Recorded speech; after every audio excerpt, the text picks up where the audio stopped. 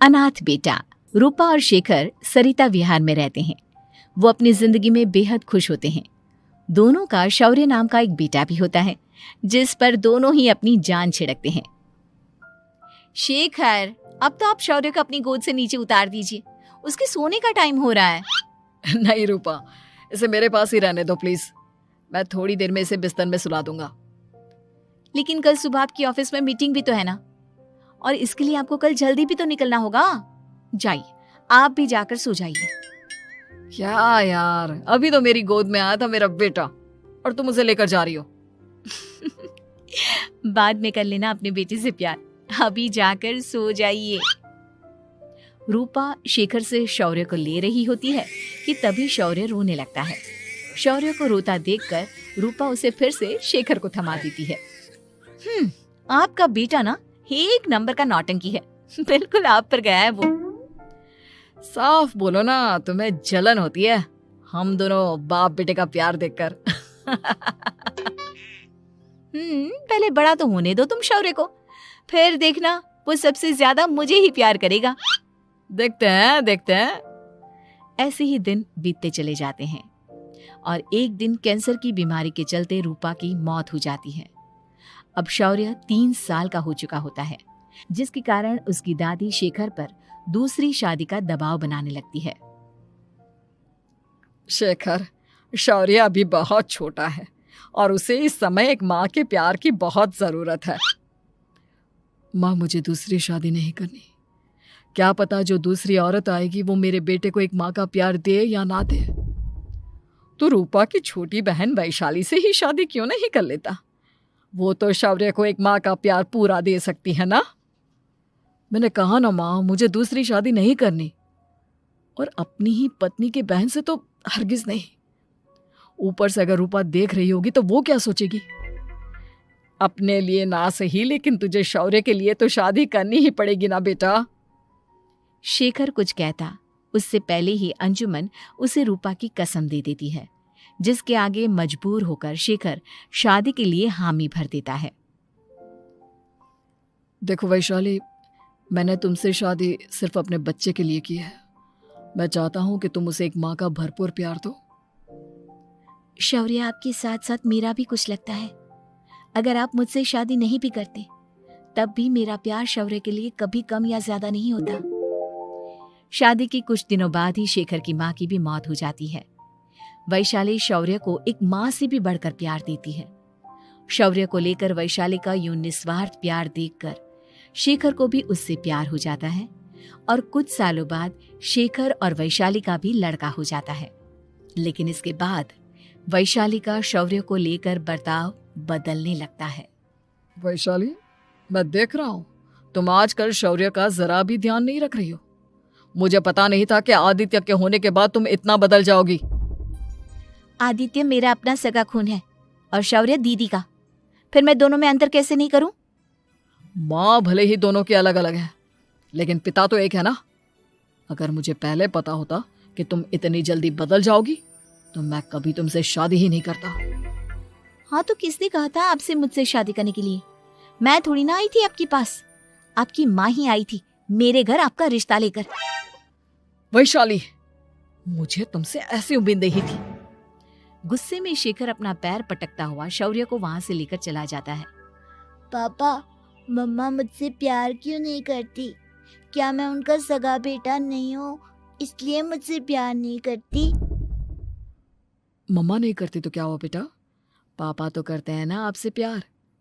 कुछ दिनों के बाद, आज तुझे खाना पीना कुछ नहीं मिलेगा, चल चुपचाप से अपने रूम में जाकर सो जा। माँ, अब भाई को खाना क्यों नहीं दे रही हो? बेटा तू आराम से खाना खा, इस नालायक की चिंता मत कर।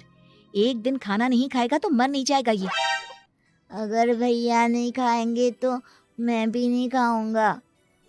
तू अपने भाई का भक्त क्यों बन रहा है?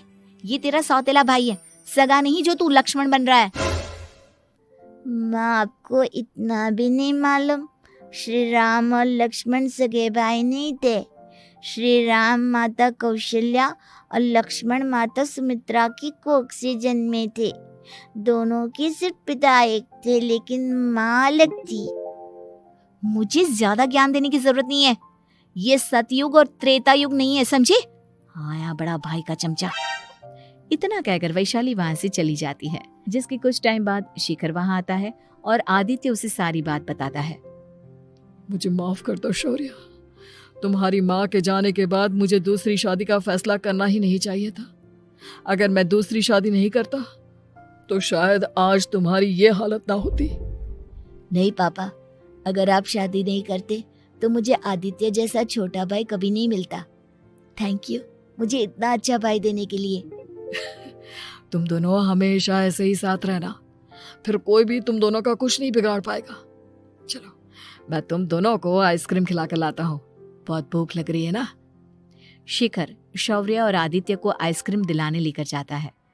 वो दोनों को पार्क में खड़ा करके आइसक्रीम लेने जा ही रहा होता है, तभी तेज रफ्तार से आती हुई एक गाड़ी उसे कुचल देती है और उसी पल शेखर की मौत हो जाती है, जिसके बाद शौर्य की जिंदगी नर्क से भी बदतर हो जाती है। सुन रे चिरकुट, इस घर के किसी भी सामान को मेरी मर्जी के बगैर हाथ मत लगाना। इन सब पर अब तेरा कोई हक नहीं है, समझा? ठीक है माँ, मैं आपकी इजाजत के बगैर किसी चीज को हाथ नहीं लगाऊंगा। चल जाकर अब पूरे घर की सफाई कर। महज 7 साल का शौर्य वैशाली के कहने पर अपने नन्हे नन्हे हाथों से पूरे घर की सफाई करने लगता है।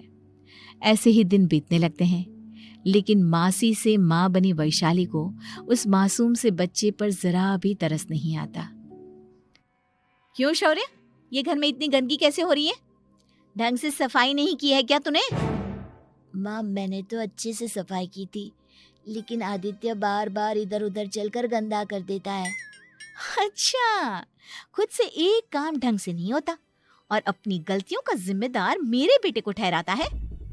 इतना कहकर वैशाली बांस का डंडा उठाकर शौर्य को जोर जोर से मारने लगती है। तभी वहां वैशाली के मायके वाले भी आ जाते हैं और उसकी सारी करतूतें देख लेते हैं। माँ मैं ऐसा क्या करूं जिससे आप मुझे भी आदित्य के जितना प्यार करोगी? बोलिए ना माँ, मेरे क्या करने से आपके अंदर मेरे लिए ममता जागेगी?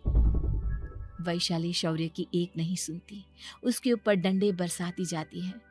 हद पार होते देख वैशाली की माँ उसका हाथ पकड़ती है और जोर से उसे थप्पड़ मारती है। यही सब करने के लिए तूने दामाद जी से शादी की थी? हमने सपने में भी तुझसे ऐसी हरकत की उम्मीद नहीं की थी। तू माँ नहीं, माँ के नाम पर एक धब्बा है। बस कीजिए माँ, आदित्य के इस दुनिया में आने से पहले मैंने इसे बहुत प्यार किया था, लेकिन अब जब मेरी खुद की औलाद है तो मैं किसी और के बच्चे से प्यार क्यों करूं? अरे नालायक औरत, जिसे तू किसी और का बच्चा कह रही है वो तेरी खुद की सगी बहन का बच्चा है। बहन है तो क्या हुआ, मेरे अपने बच्चे से बढ़कर तो नहीं हो सकता ना ये कभी।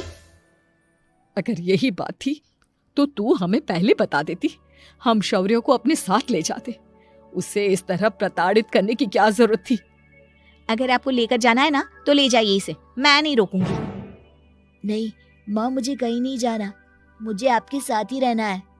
मैं तेरी कोई माँ वावा नहीं हूँ, तेरी माँ मर चुकी है, समझा? अब निकल जा मेरे घर से। माँ आप बहुत गंदी हो, मुझे भी नहीं रहना आपके साथ, मैं भी भाई के साथ ही जाऊंगा। अरे तू क्यों जाएगा, तू तो मेरा सगा बेटा है, जाने दे इसे। हम यहाँ ऐश से रहेंगे, तुम्हारे पापा बहुत सारी जमीन जायदाद छोड़ गए हैं तुम्हारे लिए। नहीं माँ, मुझे भाई के साथ जाना है। आप अच्छी नहीं हो, आप बहुत बुरी हो, आप भाई को बहुत परेशान करती हो। देख वैशाली, तुझसे ज्यादा समझ तो इस मासूम बच्चे में है। ये तेरे बुरे कर्मों का ही नतीजा है जो आज तेरी सगी औलाद खुद से तुझे ठुकरा रही है। आदित्य, तुझे इस शौर्य ने भड़काया है ना मेरे खिलाफ? नहीं माँ, मुझे किसी ने भड़काया नहीं, पर मैं सब देखता हूँ, सब समझता हूँ। भाई बहुत अच्छा है, वो आपकी जैसा नहीं है। चलिए नानी। इतना कहकर वैशाली के मायके वाले आदित्य और शौर्य को अपने साथ ले जाते हैं और इस तरह वैशाली बड़े से घर में अकेली पड़ जाती है। 2 बेटों के होते हुए भी आज उसे माँ कहकर बुलाने वाला कोई नहीं होता।